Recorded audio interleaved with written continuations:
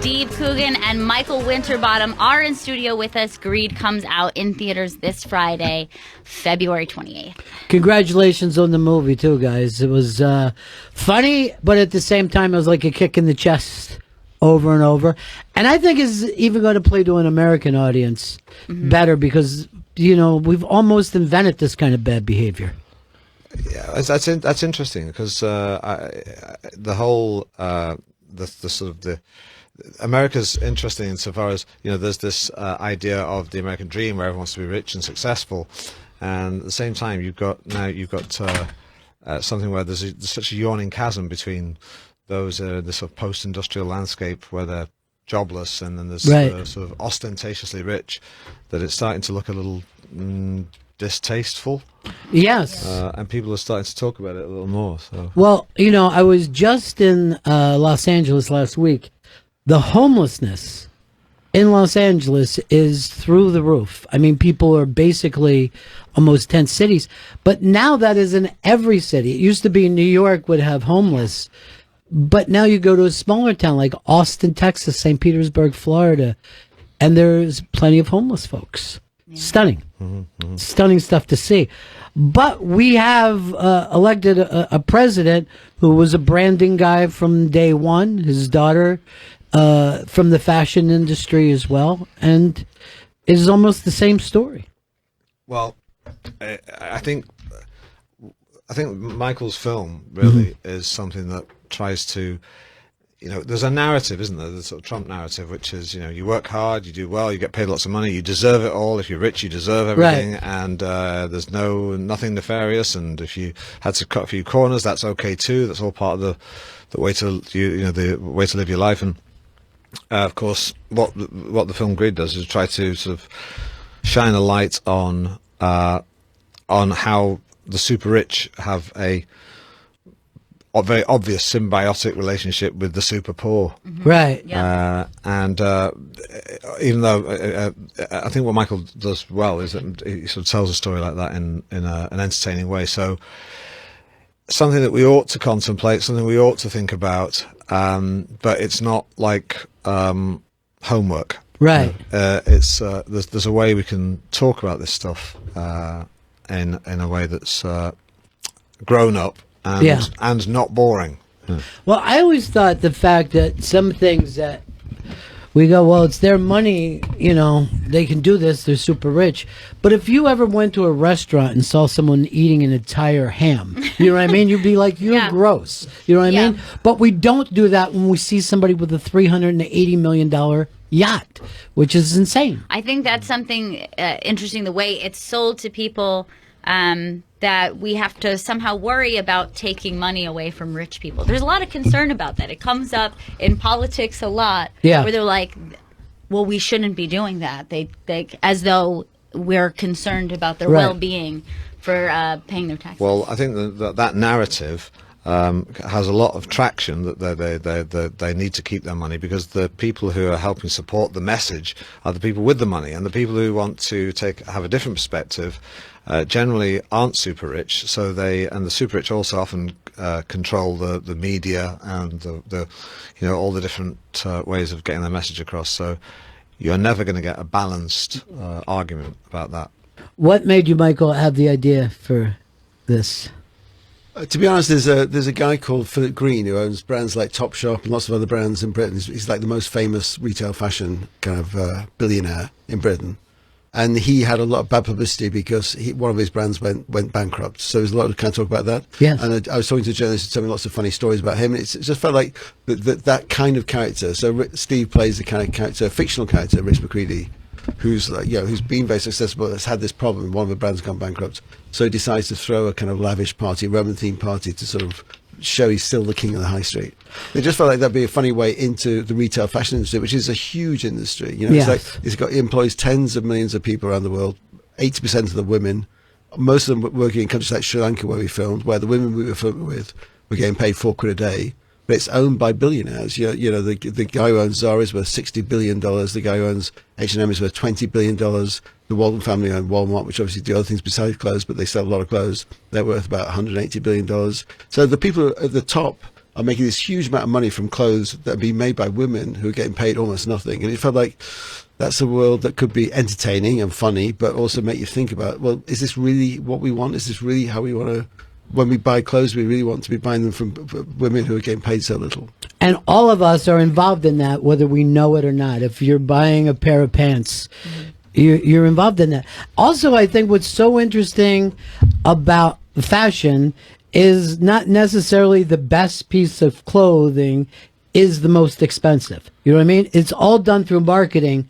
So if you think, I want to wear this because I can look like somebody else, you're willing to pay more money than what anything is worth. Yeah. Exactly. Like, and when you go in the shop, you go in the shop in your local town, and it's got pictures of empowered women, whether it's Beyonce or Kate Moss or Cameron or whoever, you know, and successful women, people, and you feel you're buying a bit of glamour, a bit of their world, right, by buying your clothes. When really what you're doing is buying a bit of the world of a woman who's getting paid, you know, maybe $3 or $4 a day making those clothes. And yet somehow we're able to keep that out of our heads. Like we could hear that and go, oh, that's awful, and then go about our lives. Sure, you because, know? well, Michael made the point that, you know, if you went into one of these stores, instead of seeing these models and people, good-looking people looking very happy in their clothes, if we saw the people working in the garment factories, then the retail experience, as they call it, would be a lot less enjoyable, because you'd be faced with the truth. Yeah. Of course, what these sort of nefarious multinational companies do is they can control the message, so they make you, they say to everyone, look over here, don't look over there, look over here. And what we're trying to do with the film is say, this is what's over there, this is what they don't want you to look at. It's also interesting to me that, you know, I feel like probably my first knowledge of that was Nike, because it was such a big story. But then it is other companies. It's most places that make clothes, and we're quiet about those. And yet Nike had this thing, but it certainly survived it very well, and people continue to wear Nike. So it's weird. It's hard, because even when the stories break, nothing really seems to sink in. I agree with you, but I'd say that there are topics that were never discussed 30 years ago, like gender identity and sexual politics and diversity, racism, and the environment. These things were never discussed, but with sort of incremental, you know, factors, eventually it becomes something that's part of the agenda and part of the sort of part of everyday discussion, if you like. And the elephant in the room is the huge disparity between the rich and the poor. But it's right in front of us. It's more palpable now than it's ever been. So I don't think there's any reason why. I think at some point it becomes unsustainable when it becomes, you know, I heard a story, for example, that there were some hedge funders who were giving money to anti sort of global protesters, because the really rich were worried about the stinking rich.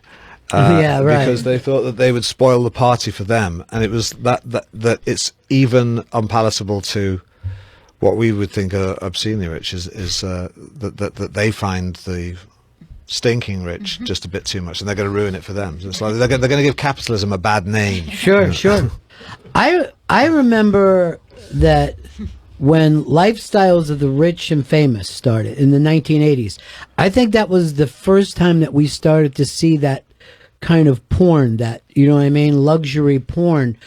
Because people really didn't make that big a deal about that before then. You know what I mean? Like, when in my neighborhood, no one thought about being rich. Everyone thought about being okay, you know, being good. But it seemed like after that, it got into this thing of you've got to outdo everybody. And that's the thing about the party that takes place, is we have seen this time and time again. And what I love what you do with it is you start to put a price tag on what the guests are getting or what the bands are getting. And it's kind of shocking when you find out a lot of those people they're going to a party, but they're at work. They're getting paid to go to a party. Yeah, and some of the most famous bands in the world are very happy to go and do wedding gigs or birthday parties for a bit more cash. Yeah. And the thing is, that celebrity as well just makes that world seem glamorous, and you want to be part of it. You know, so it's all very kind of it's sort of a nice circle that then it makes the people who own those bands look really cool because they got all these famous people at their parties or all these famous people playing for them. But yeah, I mean, I would even say, okay, if you're Elton John and you're playing a gig, at least you're working. But if you were just showing, if you got paid to show up and stand next to somebody, that's really bizarre, and there's a lot of money in it. And you'll see this a lot. They'll go to the Middle East. You'll go like, why is there this party in Qatar that all these, folks are at? And it's because it's a paid gig. Yeah. I was thinking that too with Fire Festival when everyone was like, these models are paid to just show up and look like they're excited. And it's funny that kind of shed some light on it because Fire Fest blew up so terribly on the launch pad. Yeah, I know. It was delightful, wasn't it? We're talking with Steve Coogan and Michael Winterbottom. Greed comes out in theaters this Friday, February 28th. And it's a fun movie because, first of all, I thought, well, when I heard about it, I'm like, well, I have no interest in the fashion industry. This is not, but it really is about where we are now with just a corporate culture. And one of the things that's fascinating, and we've seen that take place, that a lot of these guys that live this are willing to go $1 billion in debt because they can. It's the company's debt. You know what I mean? And again, not just to be political with Trump, but we watched him in Atlantic City run casinos out of business, but he walked away with some cash. Name another casino you've ever seen go out of business. You know what I mean? The American Indians are able to run casinos with no experience whatsoever. So like owning ATM machines. But he was able to do that. And also we have this weird kind of things where we, in this country, we're not even taxing these big corporations. And it's not just the right doing this. The left are just as involved these days. Yeah.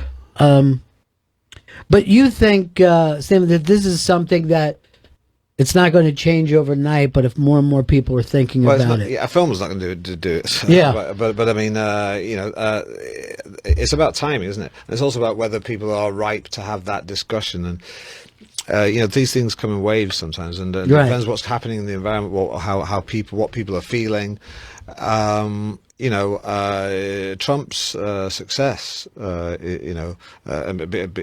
he won the election, what it showed was that, to me, in some strange way, I understood what it was. It's working people saying we want something different. Right. We don't quite know what it is. Just anything that's not the same old, and. That I think and you see Bernie Sanders doing quite well. Is that it's not just a bad thing, there's the people who have the interests of the people at heart can also offer a sort of a tangibly different way of doing things. Right. And I think there is an appetite now because we were in this volatile world where the idea of having a job for life has all disappeared. That whole idea that you'd have a job for 40 years, you'd retire, you get your pension. It was all there was a system. That system has collapsed. So there's lots of important fundamental discussions that feel ripe for talking about, and this is one of them. And also, it's the marketing world. The marketing world now is such a big part of the pie. You know what I mean? It's such a giant. The people who run companies do not come from the content providers anywhere. It is always somebody from sales and marketing because that's what they decide at some point became the biggest part of it. At least Elon Musk you can look at and you go, well, at least he's physically sitting down and designing the stuff. But most of the time, those people CEOs have never actually touched the products at all in their lives. It's a stunning place we find ourselves in these days. And it has been this slow, weird thing. This is how much I think America has changed. And last week I was with Carl Reiner in his house in Beverly Hills, and you're like, well, this is a nice house because it's 60 years old, but it wasn't ridiculous. You know what I mean? And it's in Beverly Hills. What we used to think of as glamorous today would not even cut it. for, you know what I mean?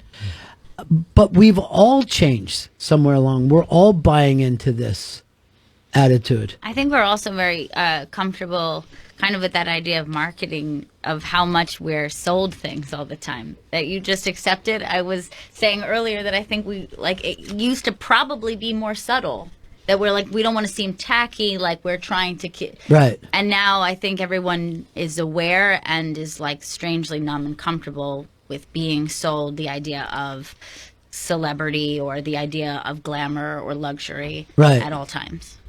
Yeah, we've changed. I always think even the personal Jesus, that the way religion changed over the years, that it wasn't that long ago. In the early part of the last century, you wouldn't have thought, oh, Jesus wants you to have a better life. You wouldn't have thought that at all. One thing that always baffles me is when I go through airports in America is the conflation of Christianity and making heaps of money. Yeah. I can't remember the part of the Bible where Jesus Christ said, go out there and make as much money as you can and beat the guy next to you. I just don't remember that part of the Bible. Yeah, I mean, it didn't even used to be that you were supposed to win in this world. They were going to give this world shitty. The next world, you're going to be okay. Yeah. You know what I mean? The one that you can't see. But now they're saying that you can do it today because Jesus wants you to have good stuff. He wants you to be. I mean, that is a mark. We are marketed wherever we look now. I think they somehow along the way, like Jesus got rebranded like Oprah, where like Jesus wants you to be your best self. Yeah, yeah. And like wants you to win and love yourself. Yeah. And that's also why people are like, I wouldn't mind Oprah being president. Why? I don't know. She seems very nice. She wants us to have nice stuff. I thought Trump was like so hilarious the other day when he brought up Parasite, where he's like, what happened? How could Parasite win? And you're like, did you see it? No, I didn't see it. No, of course I didn't see it. It's a foreign language film. We're like, you don't... I think anyone who can say I'm the most modest person you'll ever meet, and not understand the internal contradiction of the sentence. Yeah. What can you do? But you know, when Trump got married, it was very much a marketed thing to everybody, his last marriage. And two of the people there, as special guests, were the Clintons. You know what I mean? Like the Clintons were the Simon Cowell of that thing, where they thought this would be very helpful to both of us if you come to Mar-a-Lago. Maybe they're just lookalike Clintons. The thing is, you hit on something there, which is what people's disillusionment with politics is, that I think, and this is happening in the UK as well, is the idea of the middle ground, that whoever's elected, it's pretty much interchangeable, and nothing really changes a great deal. Yeah. Because certainly in the UK, you know, with Tony Blair and David Cameron, you know, they kind of almost like twins. You know, there wasn't a huge difference, and people see that as the sort of status quo, and working people, I think, are kind of fed up with it, and that meant Brexit in the UK, and it meant Trump in the US, and I think it's because the left, if you like, for want of a better phrase, haven't galvanized themselves and didn't see the kind of the winds of change. Sure. And and capitalize on it. Well, also, I think what I saw take place, I grew up in a town that was very unionized when I was growing up, and the unions were a healthy thing according to working class people. And then we were told, because of the unions, business went, to other countries. But it's because they weren't going to work for $3 a day. You know what I mean? And this is what corporations are willing to do, is to send those jobs overseas for what I would consider slave labor. You know what I mean? And they can consciously make that decision. They're not as oblivious as their audience. They can consciously say, well, can we get them from, $5 to $4.50, and then we have a deal, and that kind of shows up. Exactly, but that doesn't just affect America or Britain. We were working with factories in Sri Lanka where the factory owners, factory managers were saying that's what the brands do when they come to them. They Sri Lanka's got low wages. The women we work with were getting paid £4 a day. It's like $5.50 a day to make their clothes. But the brands come to them and say, well, if you'll make it for $1, we can get it for 90 cents in Bangladesh or 85 cents in Myanmar. So it's even countries like Sri Lanka be like they'd be forced to compete with even cheaper labor countries and having production shipped around because there's no because it's all outsourced. The brands, whichever the brand is, Walmart or H&M or whatever it is, can just say, well, you've got to make it the cheapest price, and if you can't do it for this price here, we'll just move it to another country. It's as simple as that. But it almost makes all of our shopping an immoral act. You know what I mean? Like when the whole system is immoral and you're part of it, how do you live as a good person? That's the strange thing about it. I think you can't sort of. People can make their own sort of personal little efforts in some ways, but that's not the point. I think all you can do is start a discussion that doesn't go away, that gains some traction. And the examples I gave earlier of issues that are on the agenda that once upon a time weren't, and it's and also. You can affect change. Generally, you're not going to make any multinational company have a Damascene conversion. Right. But if it starts to become an issue that might affect their brand value, then they start to sit up and pay attention. But you can regulate the market. I mean, I think all the brands, when you look at their websites, they all talk a good, game about what they want to do for the environment, what they want to do for workers' rights. But I think if you have an unregulated market where someone else can just go to the next cheapest place, it's just a race to the bottom. Everyone's just trying to find the cheapest price. If you regulate the market, you can make it better. If you think about all the information we have when you buy food, it lists every single ingredient on the food because we want to know what's in our food. So they make a lot of effort and to go list everything.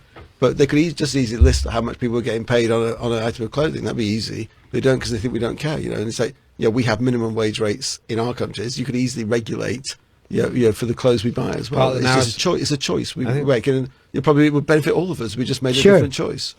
I think there's the part of the narrative is the idea of, like you said about you have to legislate, is the idea of small government, red tape, regulation is a bad thing.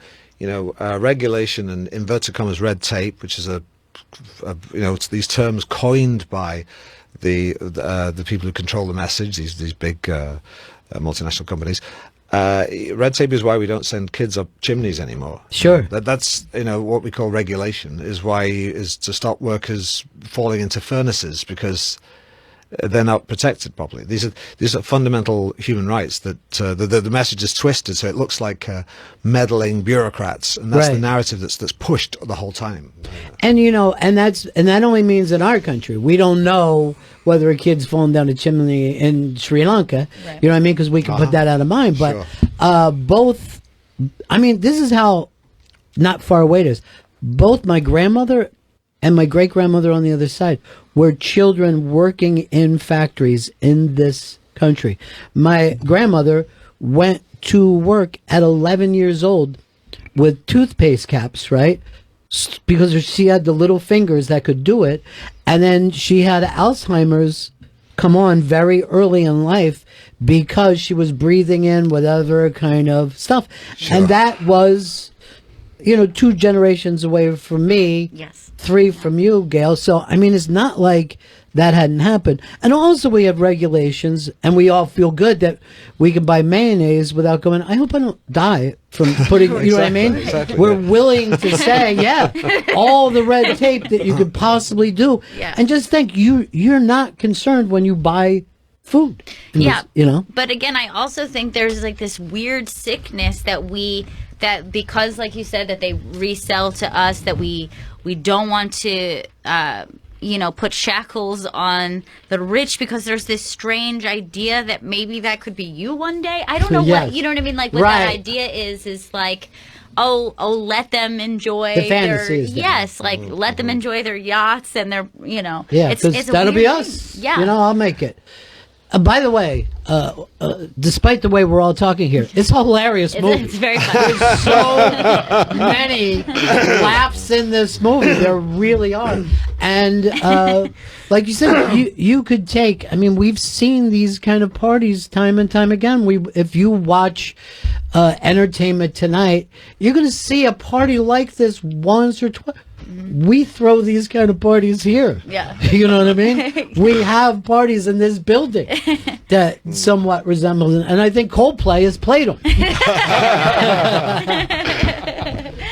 But congratulations to you guys. And for a long time, 24-Hour Party People has been the favorite movie of our family. We just have always been big fans of both of you. And like I said, I did not think when I heard the topic of fashion, I'm like, well, no, it's dead on, because you can put any kind of consumer product in there. And nothing is really funnier than the fashion industry. It's so crazy. Greed comes out in theaters this Friday, February 28th. And to me, the best movie that you could ever see is when you could end up having these kind of discussions, which start about the movie and end up in your own life. It's a lot of fun.